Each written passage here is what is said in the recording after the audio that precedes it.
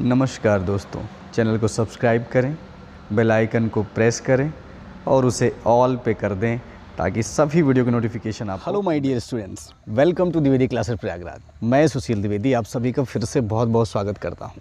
बच्चों, आप लोगों के लिए relation and function class 12th का जो वीडियो मैं लेकर के आ रहा हूं, आज उसका ये 5th वीडियो है। और इसके पहले की वीडियो में मैंने क्वेश्चन नंबर 8 तक डिस्कशन किया था। इस वीडियो में क्वेश्चन नंबर 9 से डिस्कशन करूँगा। वीडियो को शुरू से लेकर लास्ट तक ज़रूर देखिएगा, बीच में स्किप नहीं करना है अगर आप अच्छे से सीखना चाहते हैं तो। और ज़रा भी अगर कन्फ्यूजन होता है तो कमेंट बॉक्स में बताइए, आपको ज़रूर जवाब मिलेगा, पूरा आपको हल मिलेगा। ठीक है, तो आई होप आप लोग अच्छे से अपनी तैयारी कर रहे होंगे। बच्चों, अपना वक्त बिल्कुल भी ज़ाया ना करें। ये टाइम जो है आपका बहुत ही वैल्यूएबल है। ये कोरोना नाम की डिसीज़ ने एकदम से पूरी दुनिया को भले ही इधर तितर बितर कर दिया है, पर जो आपका कैरियर है, जो आपकी एज है, वो तो टाइम टू टाइम बढ़नी है। आपको उसके प्रति सचेत रहना है।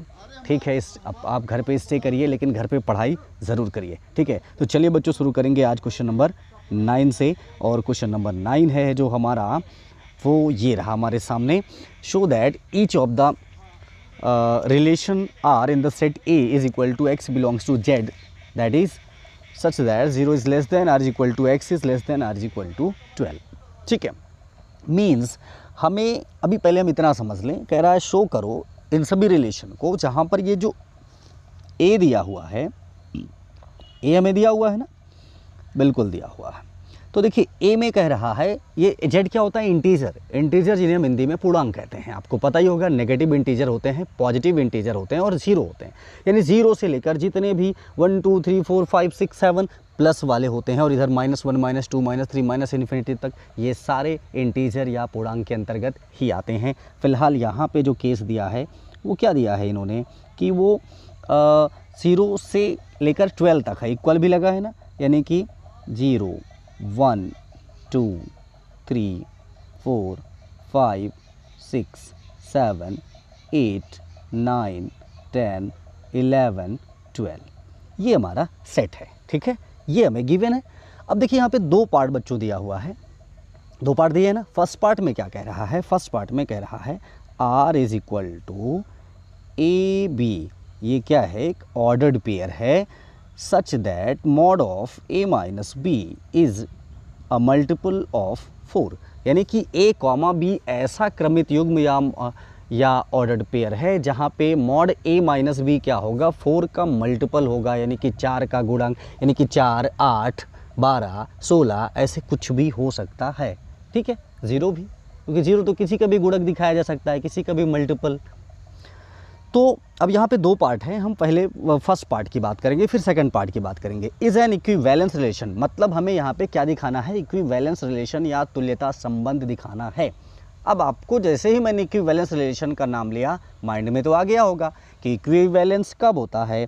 जब वो रिफ्लेक्सिव हो और सिमेट्रिक हो और ट्रांजिटिव भी हो। ठीक है, यानी स्वतुल्य हो, सम्मित हो और संक्रमक हो। ऐसे रिलेशन जहाँ पर रिलेशन सिमेट्रिक ट्रांजिटिव तीनों मिलते हैं, उन्हीं को हम इक्विवेलेंस रिलेशन कहा करते हैं। ठीक है ना। तो अब देखिए, इसको हमें चेक करना है बारी बारी से। तो ठीक है भाई, सबसे पहले आप देखिए, हम सबसे पहले किसकी बात करेंगे? रिफ्लेक्सिव की बात करेंगे। किसकी बात? रिफ्लेक्सिव, जिसे हम हिंदी में क्या कहते हैं? स्वतुल्य। तो बच्चों, मैंने आपको बताया ही है रिफ्लेक्सिव क्या होता है। ए रिलेटेड टू ए, यानी कि ये सेल्फ रिलेटेड रिलेशन होते हैं इनमें, यानी एक्स वैल्यूज़ और वाई वैल्यूज़ क्या होती है? हमेशा सेम होती है। अब अगर ए सेम है तो मॉड ऑफ ए माइनस ए कितना होगा? 0 होगा, और 0 तो मल्टीपल होता ही है 4 का, है ना। 0 इज़ अ मल्टीपल ऑफ 4, तो इसका मतलब ये रिफ्लेक्सिव को मैच कर रहा है। अब फिर से समझ लो मैं क्या कह रहा हूँ भाई। पहले पार्ट में हमने यही तो पढ़ा ना कि R is equal to A comma B. A comma B मतलब ये एक ऑर्डर्ड पेयर है या क्रमित युग्म, जहाँ पे कंडीशन क्या है? मॉड ए माइनस बी, यानी दोनों का ये जो पेयर बनेगा, इसका जो डिफरेंस है वो 4 का मल्टीपल होना चाहिए। तो हमने सबसे पहले हाँ, और इसके लिए इसे इक्विवेलेंस रिलेशन दिखाना है। तो बच्चों इक्विवेलेंस रिलेशन दिखाने के लिए अभी भी मैंने बताया, पहले भी बहुत बार बताया है कि रिफ्लेक्सिव, सिमेट्रिक एंड ट्रांजिटिव तीनों ही होने चाहिए, तभी होगा। तो हम 1 बाई 1 चेक करते हैं। सबसे पहले रिफ्लेक्सिव के लिए बात, जिसे a होता है, यानी x वैल्यू और y वैल्यू रिफ्लेक्सिव के लिए हमेशा सेम होती है। तो मैंने क्या किया, ये जो mod of a minus B था, mod of a minus A ले लिया, जो कि 0 आया, और 0 इज़ अ मल्टीपल ऑफ 4, यानी 0 क्या है, 4 का गुणक है ना। तो फिर कोई दिक्कत की बात ही नहीं है। इसका मतलब है कि ये रिफ्लेक्सिव तो है, ठीक है ना। ठीक है भाई, रिफ्लेक्सिव है तो हम अब चेक करते हैं किसके लिए, सिमेट्रिक भी तो देखना है, बिल्कुल। तो सिमेट्रिक की हम बात करें, जिसे हिंदी में हम क्या कहते हैं, सममित संबंध, ठीक है। और याद होगा मैंने कहा था सिमेट्रिक के लिए क्या होता है, if A related to B then B related to A, ठीक है ना। मतलब अगर ए का संबंध जो बी के साथ है वही बी का ए के साथ होना चाहिए। अब आप सिंपली सोचो, जैसे यहाँ पे मॉड a माइनस बी है, अगर ये 4 का मल्टीपल है तो क्या मॉड b माइनस ए 4 का मल्टीपल नहीं होगा? बिल्कुल होगा। आप सोच रहे होंगे ये हम कैसे कह दे रहे हैं। तो बच्चों देखो, सिंपली मॉड का यूज़ तो आप जानते ही होंगे। अगर मैं मॉड -3 लिख दूं तो इसकी वैल्यू क्या होगी, +3 होगी। और अगर मॉड +3 लिख दूं तो इसकी वैल्यू भी क्या होगी, +3 ही होगी, है ना। मतलब साफ है कि जो भी मॉडुलस में वैल्यू होती है वो हमेशा पॉजिटिव ही आती है, ठीक है। तो वैसे 11th में आप लोगों ने पढ़ा भी होगा मॉडुलस फंक्शन, उसमें बताया भी गया था कि मॉड x की वैल्यू क्या होती है, +x when x is greater than 0 and 0 when x is equal to 0 and -x when x is less than 0। फिलहाल यहाँ पे उतना डिटेल में जाने की ज़रूरत नहीं है। सिंपली मैंने क्या बताया कि अगर मॉड -3 है तो 3 होगा, और मॉड +3 है तो वो भी 3 होगा। फिर आप सोचोगे इससे कैसे ये बात साबित हो जाती है, साबित होगी। देखो चलो मैं एक एग्जांपल लेता हूँ, अभी आप समझ जाएंगे। अगर मैं कहूँ कि 6 माइनस 2, 6 माइनस क्या है 2, तो कितना आया 4, जो कि 4 का मल्टीपल है, कोई दिक्कत की बात नहीं है। तो अगर मैंने मॉड 2 माइनस 6 लिख दिया तो ये भी तो 4 होगा। भाई 2 माइनस 6 होता तो -4 होता, लेकिन मॉड लगा है तो वो भी +4 ही आया।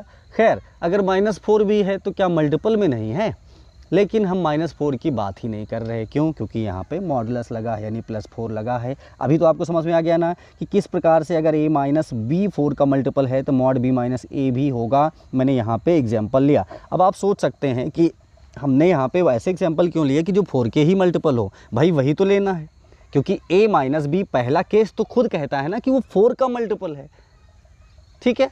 तो कोई भी एग्जाम्पल हम ए बी की जगह लेंगे वही तो लेंगे जिनका डिफरेंस 4 का मल्टीपल आता हो।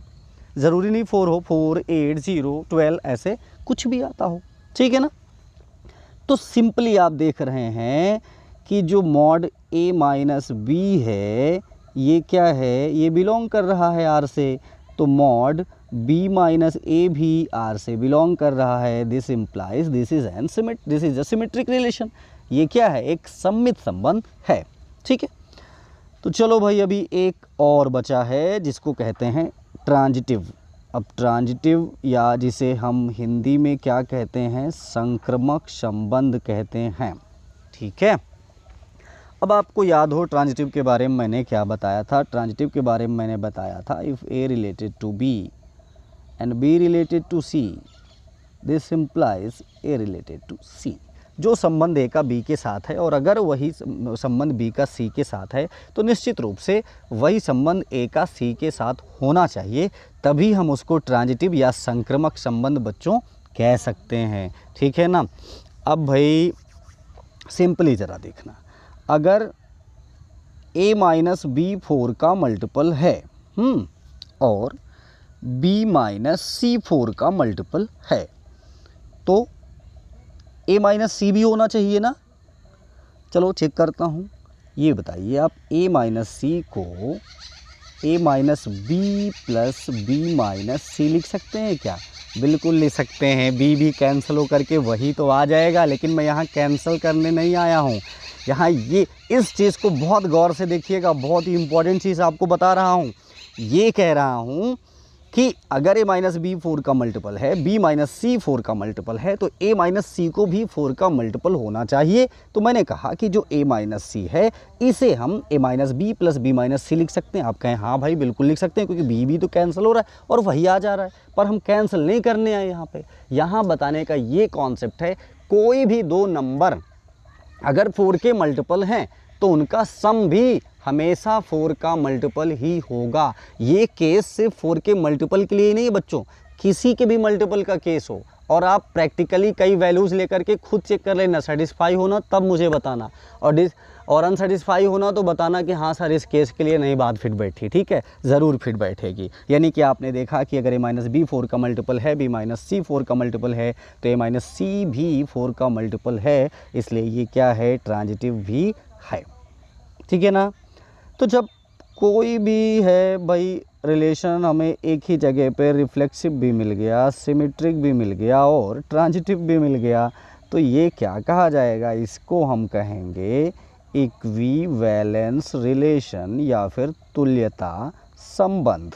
ठीक है, इतनी बात समझ में आ गई ना, कोई दिक्कत तो नहीं है, होगी भी नहीं। ओके, आगे आते हैं।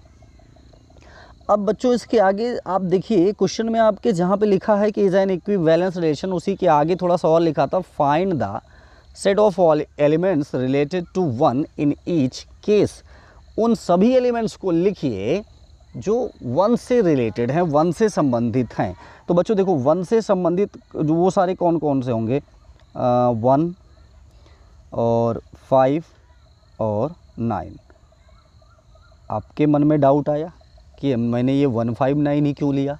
बच्चों 0 से लेकर 12 तक नंबर लिखे थे, अब 1 से रिलेटेड लेना, यानी कि शुरू तो 1 से ही करना है, फिर वही नंबर मैं लूँगा जिनका डिफरेंस 4 का मल्टीपल हो, तभी तो ये बात फिट बैठेगी ना। कैसे, जैसे देखो सिंपली इसी चीज़ को मैं देख लूँ ऐसे कि जैसे मॉड ऑफ 1 माइनस 5 क्या आएगा, 4 आएगा, है ना।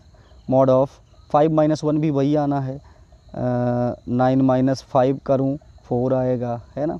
या 9 माइनस 1 कर दूँ तो क्या आएगा, 8 आएगा। 4 के ही सब मल्टीपल हैं कि नहीं, तो बस इसका जवाब हो गया, फर्स्ट पार्ट हमने कर लिया। ठीक है ना। चलो फिर भाई सेकंड पार्ट देखते हैं। सेकंड पार्ट में क्या है, सेकंड पार्ट में इन्होंने कहा ये जो r इज़ इक्वल टू है a कॉमा p, ठीक है, such that a is equal to b, ये दिया है, बिल्कुल सिंपल है। इसे भी, इसके लिए भी वही केस है, कंडीशन वही है, हमें इक्विवेलेंस रिलेशन दिखाना है। तो बारी बारी से हम सबसे पहले क्या करेंगे, सबसे पहले रिफ्लेक्सिव दिखा देंगे, जिसे हम स्वतुल्य संबंध कहते हैं। रिफ्लेक्सिव में क्या होता है, a कॉमा a होता है, बहुत बार बता चुका हूँ। अब आप सिंपली जानते हैं कि कोई नंबर खुद के तो इक्वल ही होता है ना, a is equal to a, तो इसमें कोई बताने की दिक्कत नहीं, यानी कि रिफ्लेक्सिव तो ये है। ठीक है, चलो भाई सिमेट्रिक देखता हूँ। अब जब सिमेट्रिक की बात आती है, जिसे हम सममित कहते हैं हिंदी में, ओके, सिमेट्रिक में क्या बताया है, a related to b then b related to a।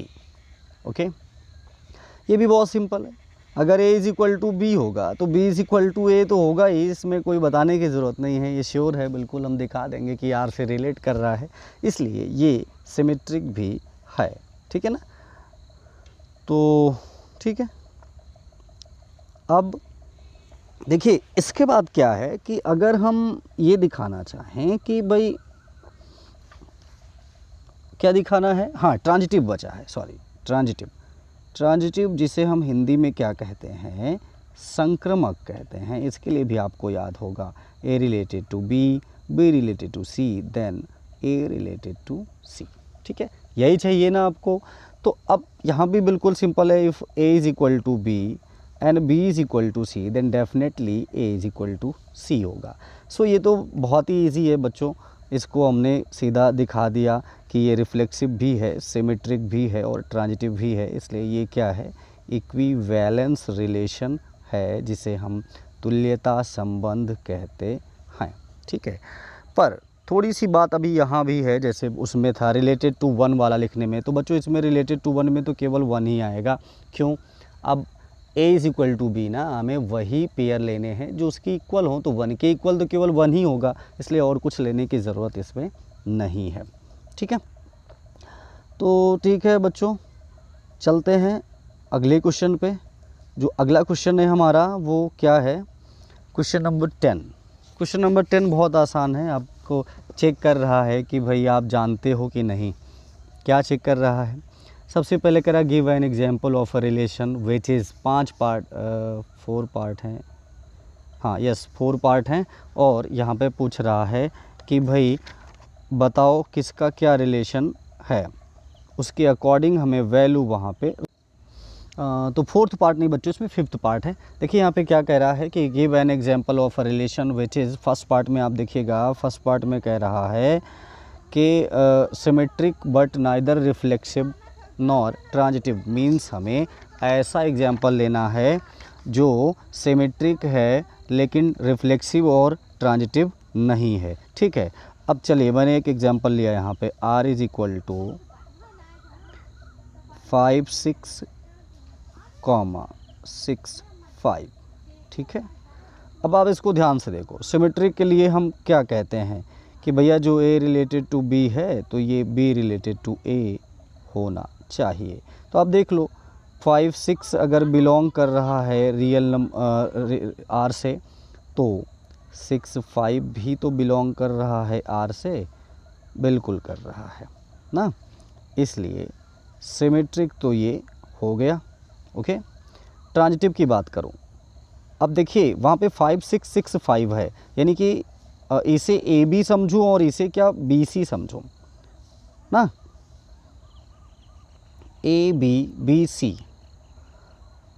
तो यहाँ पे तो यहाँ से क्या हो जाएगा, ये ए बी, भाई सबसे पहले हम फिर से वही लिख लेते हैं। ट्रांजिटिव के लिए क्या होता है कि A related to R A R B then B R C, this implies A related to C होना चाहिए ना। पर वहाँ पे क्या है, वहाँ पे यही लिखा है 5 6 और 6 5। तो आप देखो जैसे इसको हम ए बी समझें और इसे बी सी, तो ये रिलेशन होना चाहिए, यानी 5,5 होना चाहिए, जो कि यहाँ नहीं है।